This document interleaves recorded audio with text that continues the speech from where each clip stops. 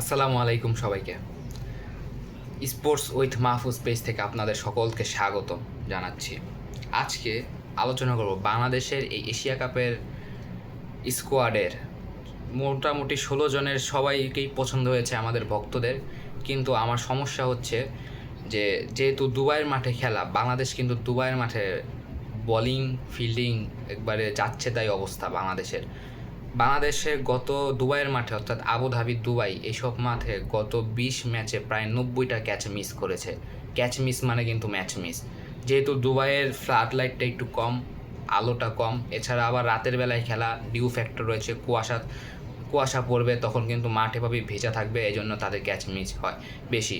এই জন্য বাংলাদেশ গত 20 ম্যাচে প্রায় 90টার মতো ক্যাচ মিস করেছে, যেটা খুবই হতাশাজনক, খুবই আশঙ্কাজনক এই এশিয়া কাপের জন্য।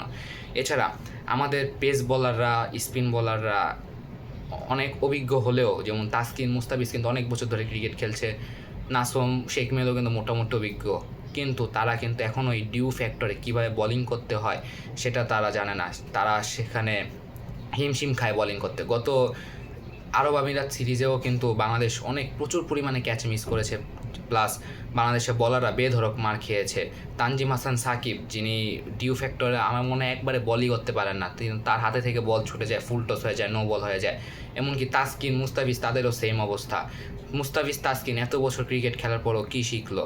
তারা এখনও ডিউ ফ্যাক্টরে ঠিকমতো বলিংটা ধরতে পারে না, তারা বলিংটা ভালো মতো করতে পারে না। তবুও মুস্তাফিজের একটু সুবিধা হচ্ছে যে দুবাই, আবুধাবি এসব পিচটা একটু স্লো, তার কাটারটা একটু কাজে ধরবে, তার কাটারটা একটু উইকেটে ধরবে, এজন্য তার উপর একটু আশা আছে। কিন্তু তাসকিন, তানজিম, সাকিব, সাইফুদ্দিন তারা কীভাবে বল করবে আমি আছি সেই চিন্তায়।